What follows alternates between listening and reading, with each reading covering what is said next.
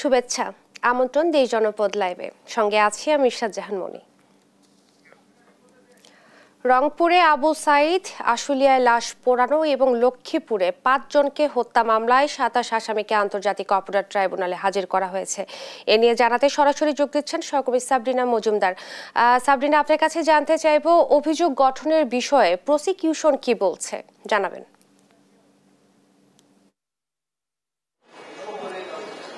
ইশরাত, এই আপনি যে তিনটি মামলা বললেন, এই তিনটি মামলার যদি আমি একটি করে শুরু করি, প্রথম হচ্ছে আবু সাইদ হত্যা মামলা। আজকে আবু সাইদ হত্যা মামলার অভিযোগ গঠনের শুনানি, অর্থাৎ যদি আজকে এই অভিযোগ গঠন হয়ে যায় তাহলে পুরোপুরি যে বিচার কাজ সেটি কিন্তু আবু সাইদ হত্যা মামলায় আসলে শুরু হয়ে যাবে। এর আগে এই আবু সাইদ হত্যা মামলায় ট্রাইব্যুনাল 2-এ বিচারপতি নজরুল ইসলাম যে নেতৃত্বাধীন ট্রাইব্যুনাল বেঞ্চ হচ্ছে এই আবু সাইদ হত্যা মামলায় যে আসামিরা পলাতক আছেন, অর্থাৎ 30 জন পলাতক ছিলেন, পরবর্তীতে জানা যায় যে 6 জন আসলে অন্যান্য মামলায় গ্রেফতার রয়েছেন। তো বাকি যে 24 জন, সেই 24 জনের জন্য কিন্তু স্টেট ডিফেন্স নিয়োগ করে দেওয়া হয় এবং আজকে কিন্তু এই অভিযোগ আসলে গঠন হবে কিনা সেটা আসলে জানা যাবে। এবং পরবর্তী যে মামলা আশুলিয়ার 6 লাশ পুরানো, সেই মামলার কিন্তু আসলে আজকে স্টেট ডিফেন্স নিয়োগ করে দেওয়া হবে। অর্থাৎ ট্রাইব্যুনালে কিন্তু আমরা প্রথম থেকেই দেখছি যে প্রথমে অভিযোগ আমল হয়, অভিযোগ আমলের পর আসলে কতজন পলাতক থাকে বা তারপর আসলে কোন কোন আসামি কোন কোন মামলায় গ্রেফতার আছে তাদেরকে নিয়ে এসে পরে হচ্ছে স্টেট ডিফেন্স এবং পরবর্তীতে হচ্ছে কিন্তু অভিযোগ গঠনের শুনানি চলতে থাকে। তো সেই হিসেবে আজকে আশুলিয়ার 6 লাশ পুরানোর যে মামলা, সেই মামলায় আসলে 8 জন আসামিকে হাজিরও করা হয়েছে এবং সেখানে আজকে স্টেট ডিফেন্স যে পলাতক যে আসামি যারা আছেন, ট্রাইব্যুনাল প্রসিকিউশন পেশ করেছেন যে কয়েকজন আসামি পলাতক আছে তাদের জন্য স্টেট ডিফেন্স নিয়োগ করে দেওয়া হবে। এবং পরবর্তীতে যে আরেকটি মামলা, সেটা হচ্ছে লক্ষ্মীপুরে, এটিও জুলাই আগস্ট ঘটনার মামলা ছিল, মানবতা বিরোধী অপরাধ।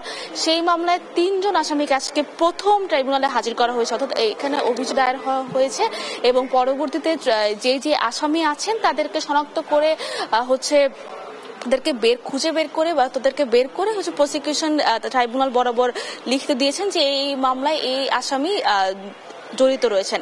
এবং পরবর্তীতে যে এই ট্রাইব্যুনাল এই 3 জন আসামিকে আসলে হাজির করতে দেওয়ার নির্দেশ দেন। তো আজকে এই যে পুরোপুরি এই 3টি মামলায় কিন্তু আজকে 17 জন আসামি আজকে ট্রাইব্যুনালে হাজির হয়েছেন এবং একটু পরেই কিন্তু শুনানি শুরু হবে ট্রাইব্যুনাল 2-এ। বিচারপতি নজরুল ইসলাম নেতৃত্বাধীন ট্রাইব্যুনাল বেঞ্চ আজকে এই 3 মামলার আদেশ দিবেন এবং একটু পরেই হচ্ছে প্রসিকিউশন। ইতিমধ্যে কিন্তু এখানে যে আসামি রয়েছেন তাদের আইনজীবীরাও চলে এসেছে। একটু পরে শুনানি শুরু হলে শুনানি পরবর্তীতে কি হয় সেটা আমরা আপনার মাধ্যমে দর্শকদের জানিয়ে দিতে পারবো। তো এই ছিল সর্বশেষ খবর আন্তর্জাতিক অপরাধ ট্রাইব্যুনাল থেকে। ইশরাত, আপনাকে ধন্যবাদ। আন্তর্জাতিক অপরাধ ট্রাইব্যুনাল থেকে আমাদের সঙ্গে যুক্ত হয়েছিলেন সাবরিনা মজুমদার এবং তিনি জানাচ্ছিলেন অভিযোগ গঠনের বিষয়ে প্রসিকিউশন কি বলছে সেই ব্যাপারে। দর্শক, জুলাই পুনর্জাগরণ অনুষ্ঠান চলছে রাজধানীর শাহবাগে। সেখানকার পরিস্থিতি জানাতে সরাসরি যোগ দিচ্ছেন সহকর্মী হাসান আল মাহমুদ। হাসান, পুনর্জাগরণ অনুষ্ঠান কি কি আয়োজন দেখছেন, জানাবেন।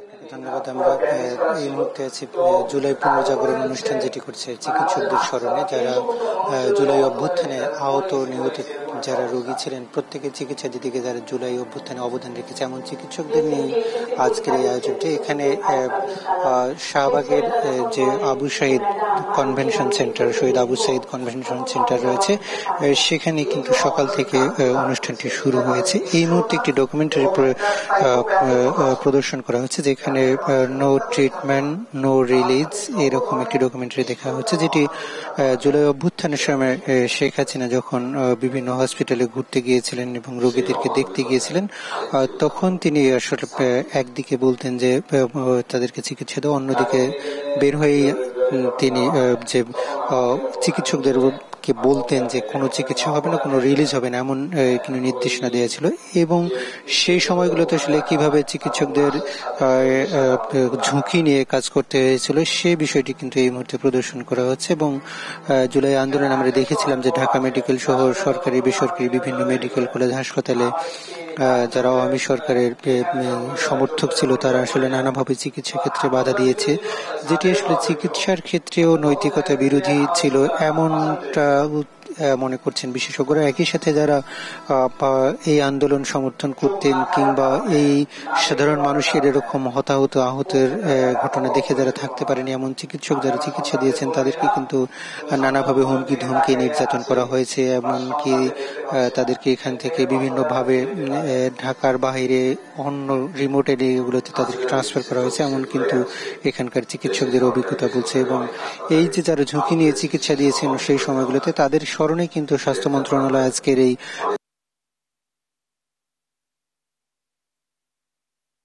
আহত নিহত কারণে আসলে চিকিৎসকদেরকে সংবর্ধনা দেওয়া হচ্ছে। সেখানে ইতিমধ্যে স্বাস্থ্য উপদেষ্টা এসেছেন, একই সাথে প্রধান বিশেষ সহকারী সাইদুর রহমান খসরু তিনিও এসেছেন, একই সাথে স্বাস্থ্য শিক্ষা অধিদপ্তর, স্বাস্থ্য অধিদপ্তরের যে সচিব যারা এসেছেন তারাও কিন্তু এখানে এসেছেন। এছাড়া ঢাকা মেডিকেল কলেজ হাসপাতাল, বাংলাদেশ মেডিকেল হাসপাতাল সহ বাংলাদেশ মেডিকেল বিশ্ববিদ্যালয় সহ বিভিন্ন মেডিকেল কলেজ হাসপাতালে চিকিৎসক, নার্স, স্টাফরা এখানে এসেছেন।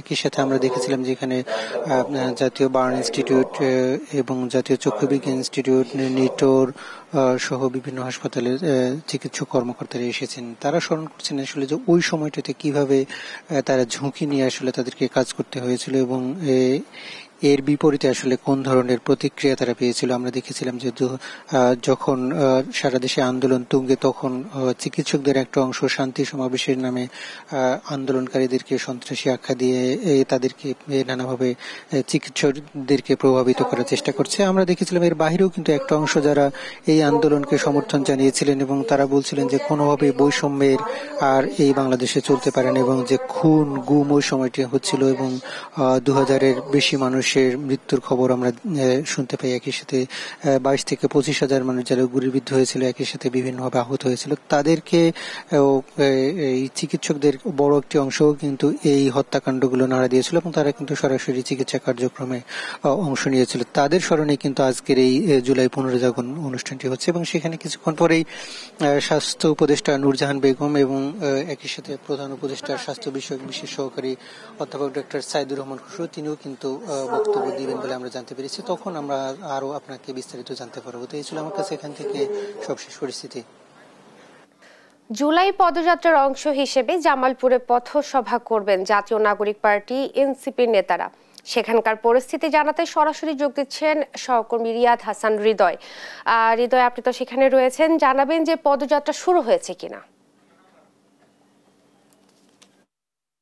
এই মুহূর্তে আসলে রয়েছি শহরের তমালতলাতে এবং এই তমালতলা মোড় থেকেই কিন্তু কিছুক্ষণের মধ্যে পদযাত্রা শুরু হবে এবং এই পদযাত্রায় যে উপস্থিত থাকবেন এনসিপির আহ্বায়ক নাহিদ ইসলাম।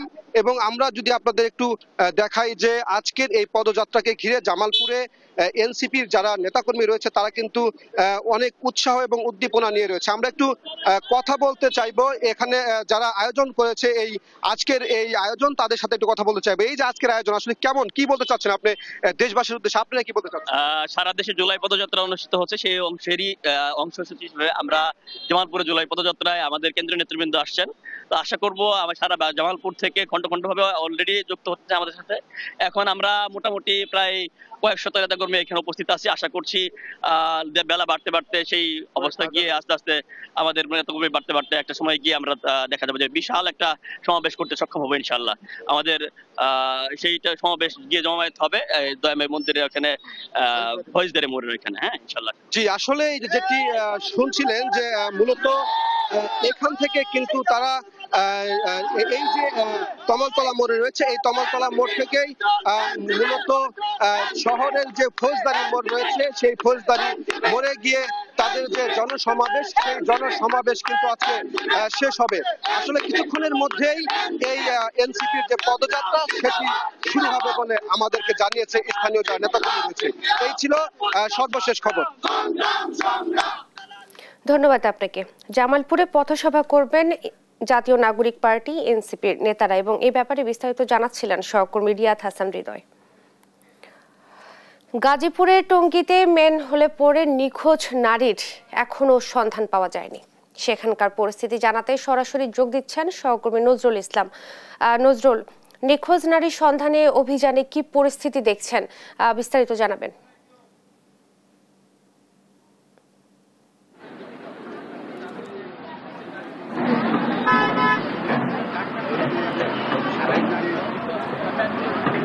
তারপর থেকে কিন্তু এখন পর্যন্ত রয়েছেন এবং তাকে কিন্তু তৎপরতা চালাচ্ছেন। এবং আপনারা জানেন যে এখানে কিন্তু যে উদ্ধার অভিযান সেটা কিন্তু চলছে, এবং আমি যদি দেখাতে চাই এখানে কিন্তু আপনার সেই রাত্র থেকে কিন্তু অভিযান চলছে। এখানে কিন্তু আপনার সব ধরনের অর্থাৎ সিটি কর্পোরেশন এবং আপনার ফায়ার সার্ভিস সহ সব ধরনের এখানে কিন্তু আপনার সেই উদ্ধার অভিযানে দেখতে পাচ্ছেন যে ম্যানহোলের যে ডাকনাগুলো রয়েছে সেই ডাকনাগুলো উল্টে উল্টে কিন্তু দেখছে যে নিখোঁজ যে নারী রয়েছেন তার কিন্তু কোনো সন্ধান পাওয়া যায়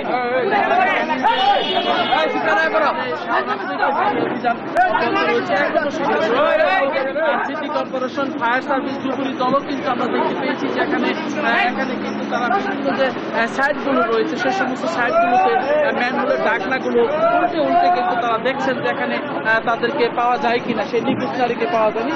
তবে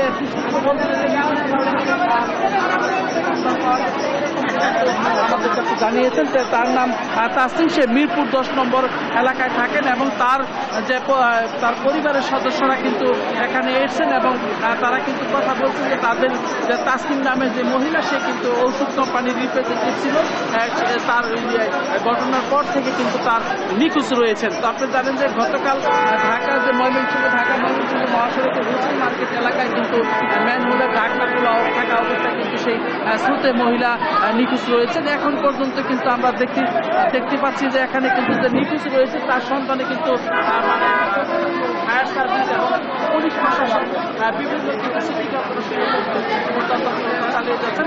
তবে ফায়ার সার্ভিস আমাকে জানিয়েছেন যে যতক্ষণ পর্যন্ত মহিলার লাশ উদ্ধার না হবে ততক্ষণ পর্যন্ত তারা এই অভিযান চালিয়ে যাবেন। তো এই ছিল আমার কাছে টঙ্গী এলাকা থেকে সর্বশেষ। নজরুল, আপনাকে ধন্যবাদ। দর্শক, জাতীয় ঐকমত্য কমিশনের সঙ্গে রাজনৈতিক দলগুলোর বৈঠক শুরুর আগে ব্রিফ করছেন কমিশনের সহসভাপতি আলী রিয়াজ। আমরা সরাসরি চলে যাচ্ছি সেখানে। মনে করি না, কারণ আপনারা সকলেই জানেন আমরা বেশ কিছু বড় বিষয়ে অগ্রগতি অর্জিত হয়েছে, কিন্তু কতগুলো মৌলিক বিষয় যেগুলো অত্যন্ত গুরুত্বপূর্ণ সেগুলো আমাদের আলোচনার অগ্রগতি হলেও নিষ্পত্তি হয়নি। এর মধ্যে যেমন ধরুন তত্ত্বাবধায়ক সরকার ব্যবস্থা, এটা নিয়ে আলোচনার একটা পর্যায়ে এসে আমাদেরকে সেটা টেবিল থেকে সাময়িকভাবে তুলে নেওয়া হয়েছে যাতে করে আমরা প্রত্যেকেই যে যার অবস্থান থেকে আলোচনা করতে পারেন। তো সেই বিবেচনায় গতকাল নারী প্রতিনিধিত্ব নিয়ে কথা বলার ক্ষেত্রে আমার স্মৃতি আমার সাথে বিশ্বাসঘাতকতা না করলে সাইফুল ভাইও বলেছিলেন যে আমরা যেন সেটা আলোচনায় আজকে একটু সময় দিয়ে আনি। আমরা দুপুরের পরে এই কমিশনগুলো সম্পর্কে অর্থাৎ সাংবিধানিক এবং সংবিধিগত বিষয়গুলোর আলোচনাটা শেষ করলে আমরা এই আলোচনাটায় যেতে পারবো। আমরা আশা করছি যে এগুলির বিষয়ে আমরা আজকে নিষ্পত্তি করতে পারবো। আমি বারবার যেটা বলেছি সেটা স্মরণ করিয়ে দিই, ঐকমত্য কমিশনের পক্ষ থেকে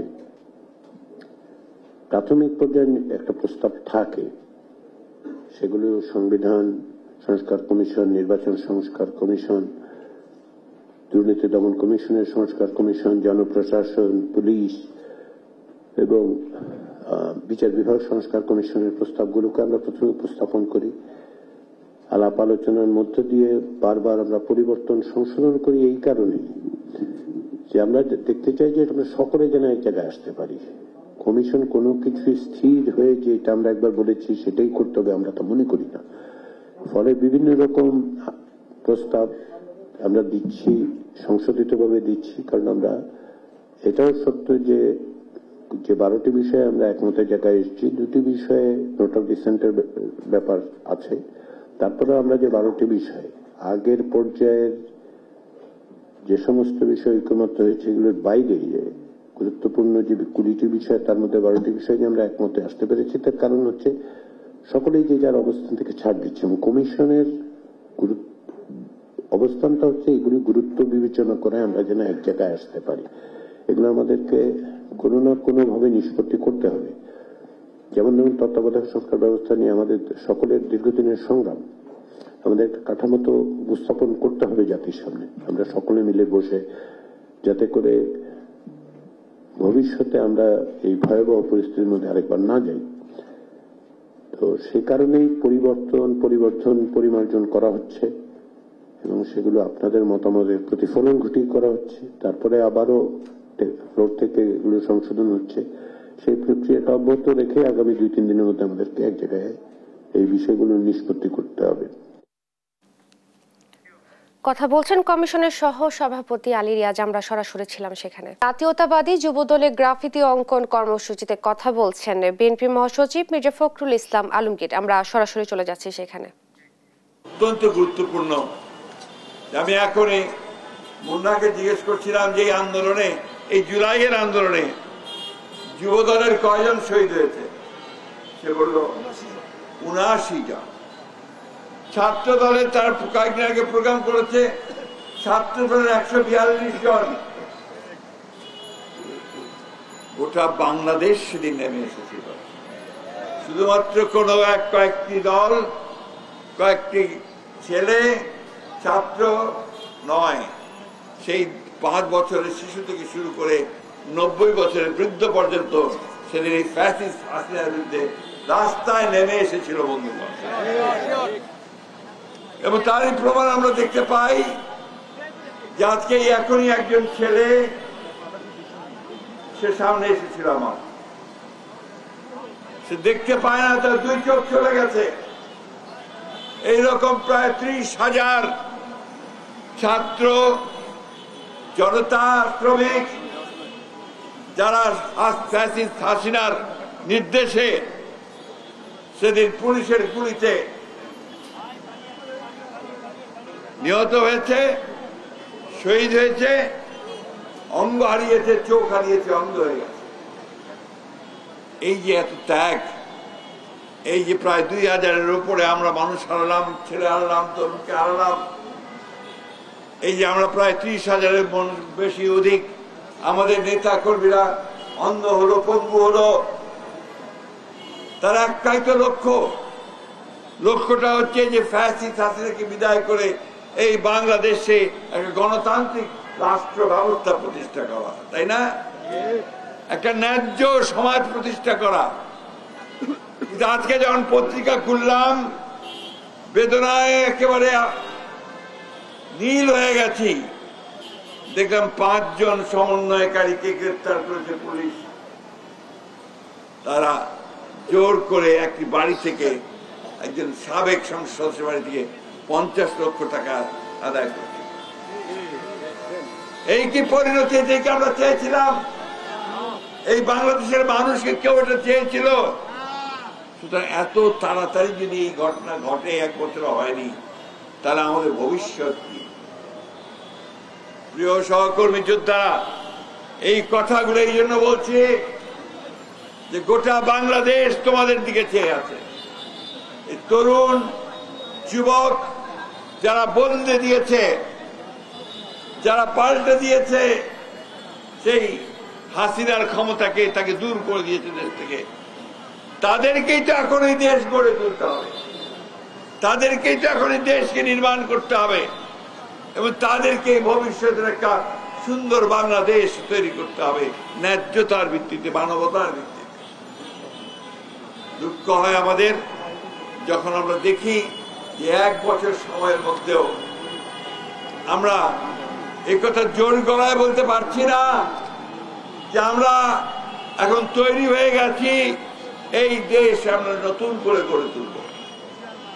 আমাদের নেতা তারেক রহমান সাহেব সেই সুদূরে দিন রাত 24 ঘন্টা তিনি আমাদেরকে নির্দেশ দিয়েছেন, সংগঠিত করবার চেষ্টা করেছেন, আমাদেরকে আন্দোলনে নামিয়ে এই আন্দোলন করে এখন তিনি চিন্তা করছেন, কাজ করছেন যে এই বাংলাদেশকে কি করে গড়ে তোলা যায়। কথা বলছেন বিএনপি মহাসচিব মির্জা ফখরুল ইসলাম আলমগীর। আমরা সরাসরি ছিলাম সেখানে। জুলাই বিপ্লবের বাংলাদেশে বৈষম্যের ঠাঁই নাই, প্রাথমিক বৃত্তিতে বৈষম্য কেন? এই স্লোগানকে সামনে রেখে নেত্রকোনায় প্রাথমিক বৃত্তি পরীক্ষায় কিন্ডারগার্টেন শিক্ষার্থীদের অন্তর্ভুক্তির দাবিতে অনুষ্ঠিত হয়েছে মানববন্ধন। আরও জানাতে যুক্ত হচ্ছেন সহকর্মী জিয়াউর রহমান। জিয়াউর, এ বিষয়ে প্রশাসনের কোনো প্রতিক্রিয়া পাওয়া গেছে কিনা জানাবেন। ইশরাত, আমি আপনাকে যে বিষয়টি জানাতে চাই সেটি হচ্ছে যে আপনারা যদি একটু জানাই যে নেত্রকোনা জেলার যতগুলো কিন্ডার গার্ডেন রয়েছে সবগুলো কিন্ডার গার্ডেনের শিক্ষক শিক্ষার্থীরা কিন্তু আজকে নেত্রকোনা জেলা প্রেস ক্লাবের সামনে সকাল 10টায় তারা ঘণ্টাব্যাপী মানববন্ধন করেছে। তাদের যে স্লোগানটি সেটি হচ্ছে যে এই জুলাই বিপ্লবের বাংলায় বৈষম্যের ঠাঁই নাই। তো এই যে 2025 সালের যে প্রাথমিক সমাপনী পরীক্ষা, সেই পরীক্ষায় কিন্ডারগার্টেনকে অন্তর্ভুক্ত না করার পরবর্তী সময়ে কিন্তু এরকম সিদ্ধান্তের পরেই তারা এই আন্দোলনে নেমেছেন। তো আমি এই মুহূর্তে যে জায়গাটিতে আছি সেটি হচ্ছে নেত্রকোনা জেলা প্রশাসকের কার্যালয়ের সামনে। তারা কিন্তু জেলা প্রেস ক্লাবের সামনে দীর্ঘ ঘণ্টাব্যাপী মানববন্ধন শেষে তারা কিন্তু এই মুহূর্তে জেলা প্রশাসকের কার্যালয়ের সামনে এসে তারা কিন্তু এখানে অবস্থান করছেন এবং আমরা যে বিষয়টি জানতে পেরেছি যে তাদের দাবি দেওয়া সংগঠিত যেসব অধিকার তারা যে দাবিগুলো করছেন সেসব দাবিগুলো সহ কিন্তু তারা জেলা প্রশাসক বরাবর স্মারকলিপি প্রদান করবেন। এই স্মারকলিপি প্রধান উপদেষ্টা এবং শিক্ষা উপদেষ্টার কাছে তারা প্রদান করবেন বলে আমাদেরকে জানিয়েছেন। তো এখানে কিন্তু জেলার অন্তত শতাধিকের বেশি প্রতিষ্ঠানের শিক্ষক শিক্ষার্থীরা রয়েছেন। আমরা একটু জানবো, আচ্ছা এই যে আজকের যে আপনাদের আন্দোলন কর্মসূচি মূল বিষয়টা যদি বলতেন, কি দাবি আপনাদের? আমাদের দাবি সুস্পষ্ট। আমরা চাই শিশুদেরকে ন্যায্যতার ভিত্তিতে শিশুরা সমান অধিকার পাক, তারা মেধার লড়াই করুক, যারা যোগ্য তারা টিকে থাকুক। যদি দুর্বল শিশু থাকে তাদের জন্য অন্য কিভাবে তাদেরকে এগিয়ে নেওয়া যায় সেটার ব্যবস্থা সরকার করবেন, চিন্তা রাখবেন, কিন্তু আমরা চাই না শিশুদের মধ্যে বিভাজন সৃষ্টি হোক। ধন্যবাদ। আপনারা শুনছিলেন এতক্ষণ এখানকার একজন শিক্ষক কিন্তু বলছিলেন যে এই যে কোমলমতি শিশুদেরকে যাদেরকে কিনা সব কাজেই হ্যাঁ বলা উচিত সেখানে কিন্তু এই বৃত্তি পরীক্ষায় না বলা হচ্ছে। এই জন্যই কিন্তু শিশুদের যে অভিভাবক, শিক্ষক, শিক্ষার্থী সহ যে সাধারণ সচেতন মানুষ তারাও কিন্তু আসলে এই শিশুদের দাবিটির পক্ষে আজকে সমর্থন জানিয়েছেন। আমরা মানববন্ধনে যেমনটি দেখেছি। তো আমরা এখন জেলা প্রশাসক কার্যালয়ের সামনে আমরা জানতে পেরেছি যে জেলা প্রশাসক বনানী বিশ্বাস তিনি ওনার কার্যালয়ে আছেন। ধন্যবাদ আপনাকে। নেত্রকোনায় অনুষ্ঠিত হয়েছে মানববন্ধন এবং এই ব্যাপারে বিস্তারিত জানাচ্ছিলেন সহকর্মী জিয়াউর রহমান। জয়পুরহাটের ইউনিয়ন স্বাস্থ্য ও পরিবার কল্যাণ কেন্দ্রগুলোতে গত 7 মাস ধরে বন্ধ রয়েছে সব ধরনের ওষুধ সরবরাহ। এতে কাঙ্ক্ষিত স্বাস্থ্য সেবা থেকে বঞ্চিত হচ্ছেন সাধারণ মানুষ। বিস্তারিত জানাতে যুক্ত হচ্ছেন সহকর্মী রেজাউল করিম। রেজা, সংকট মোকাবেলায় স্থানীয় প্রশাসন বা স্বাস্থ্য বিভাগের কোনো পদক্ষেপ দেখছেন কিনা জানাবেন। ধন্যবাদ ইশরাত। আমি এখন দাঁড়িয়ে আছি জয়পুরহাটের জামালপুর ইউনিয়ন স্বাস্থ্য পরিবার কল্যাণ কেন্দ্রে। এই কেন্দ্রটি যেমনটি দেখছেন এই কেন্দ্রের মতো জয়পুরহাটে কিন্তু 25টি এই কেন্দ্র আছে। তো এই কেন্দ্রতে মূলত বেশিরভাগ রুগী হচ্ছে প্রসূতি রুগী, পাশাপাশি সব ধরনের রুগী কিন্তু এখানে চিকিৎসা নেন। আজকেও দেখছেন এখানে অনেক প্রসূতি নারীরা কিন্তু এখানে চিকিৎসা নিচ্ছেন এবং স্বাস্থ্যসেবা নিয়ে থাকেন। এবং ইউনিয়নের যে একমাত্র যে মানে প্রান্তিক জনগোষ্ঠীর যে স্বাস্থ্যসেবা, এই স্বাস্থ্যসেবা নিশ্চিত করা হয় এইগুলো প্রতিষ্ঠান থেকেই। তো আমি এখানে এসে যেটি আমি সরজমিনে এখানকার যে দায়িত্বে থাকা যে ইনচার্জ আছেন এবং এখানকার স্বাস্থ্য বিভাগের উপপরিচালক যিনি আছেন কামাল হোসেন, তার সঙ্গে আমি কথা বলে যেটি জানতে পেরেছি যে ডিসেম্বরের পর থেকে কিন্তু এখানে ঔষধ সরবরাহ নেই। আপনি দেখছেন যে এখানে কিন্তু প্রতিদিনই পরামর্শ সেবা এবং এখানকার প্রেসক্রিপশন করে কিন্তু দিচ্ছেন, কিন্তু ঔষধ কিন্তু এখান থেকে দিতে পারছেন না। তো এখানে যেটা রুগীরা আমাকে জানিয়েছেন যে এই যে ঔষধ সরবরাহ না করার কারণে তারা প্রতিনিয়ত কিন্তু ঔষধগুলো যে বাজার থেকে কিনে তাদের কিন্তু নিতে হয়। আমি একজন এখানকার যে স্বাস্থ্যসেবা নিতে এসেছেন, তো আপনি জানাবেন একটু আপনারা কেমন স্বাস্থ্যসেবা পাচ্ছেন? আমাদের এখান থেকে ম্যাডাম খালি দারিদ্রের জন্য ওষুধ পাতি দিচ্ছে না, ডিসেম্বর থেকে খালি প্রেসক্রিপশন করে দিচ্ছে। আমরা দারিদ্রের মানুষ কিনতে পারছি না, তাহলে কেন স্বাস্থ্য কেন্দ্র থেকে সেবার জন্য না পাইতে থাকে কি লাভ? তো আপনি আরেকটা বিষয় জানিয়ে রাখি যে এখানকার যে উপপরিচালক কামাল হোসেন যেটি আমাকে জানিয়েছেন এই যে কবে এই ঔষধ গুলো সরবরাহ হবে, তারপরে এখানে এই ইউনিয়ন পর্যায়ে সেই ওষুধগুলা সরবরাহ করবে। তো তারপরে কিন্তু এই স্বাস্থ্যসেবা নিশ্চিত পর্যাপ্ত করা যাবে। এই ছিল আমার জয়পুরহাট থেকে সর্বশেষ। ইশরাত, ধন্যবাদ আপনাকে। জয়পুরহাটে কাঙ্ক্ষিত স্বাস্থ্য সেবা থেকে বঞ্চিত হচ্ছেন সাধারণ মানুষ এবং এই ব্যাপারে বিস্তারিত জানাচ্ছিলেন সহকর্মী রেজাউল করিম রেজা। দেখছেন দেশ জনপদ লাইভ। কক্সবাজার ও পটুয়াখালী কুয়াকাটা থেকে আবহাওয়া পরিস্থিতির সবশেষ জানাতে যুক্ত হচ্ছেন সহকর্মী আব্দুর রহমান ও শাহাবুদ্দিন শিহাব। প্রথমেই যাচ্ছি কক্সবাজারে। আব্দুর রহমান, আপনার কাছে জানতে চাইবো যে আবহাওয়ার কি পরিবর্তন লক্ষ্য করছেন সেখানে এবং এই ব্যাপারে যাবতীয় বিস্তারিত জানাবেন। যেমনটি জানাচ্ছিলেন, কক্সবাজারে ৩ নম্বর সতর্ক সংকেত নামিয়ে ফেলা হয়েছে। যদিও প্রচুর বৃষ্টি হয়েছে গতকাল রাত থেকে এবং সকালেও মেঘলা আকাশ, গুড়ি গুড়ি বৃষ্টি হয়েছে এবং কক্সবাজারের লাবণী সুগন্ধা কলাতলি পয়েন্টে প্রায় 5 কিলোমিটার সমুদ্র সৈকত জুড়ে ব্যাপক ভাঙন হয়েছে মেরিন ড্রাইভ সড়কেও এবং সেই নিম্নাঞ্চল কুতুবদিয়া মহেশখালীতেও পানি ঢুকে অনেক বাড়িঘরে ব্যাপক ক্ষতি হয়েছে। সমুদ্র সৈকতের লাবণী কলাতলি পয়েন্টের যেই সড়কটি ছিল চলাচলের, সেটির যে ঝাউ বাগান ছিল সেটি সমুদ্রের সাথে বিলীন হয়ে গেছে প্রায় 1 কিলোমিটার এলাকা জুড়ে। এই ভাঙনটি গত 1-1.5 বছর থেকে শুরু হয়েছে এবং সড়ক ও জনপথ এবং পানি উন্নয়ন বোর্ডের যে তৎপরতা সেটি মানুষের কাছে জনমনের প্রশ্ন রয়েছে এবং ব্যাপক দুর্নীতির কারণে যে জিও ব্যাগগুলো দেওয়া হয়েছে সেটি নষ্ট হয়েছে বলে স্থানীয় পরিবেশবিদ এবং জনগণ আমাদেরকে জানিয়েছে। কক্সবাজারের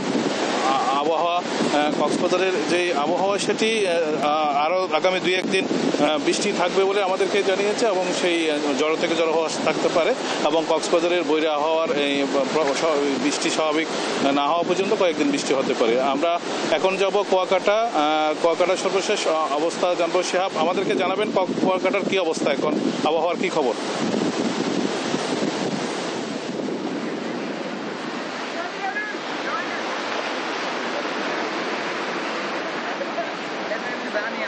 জি ধন্যবাদ আপনাকে।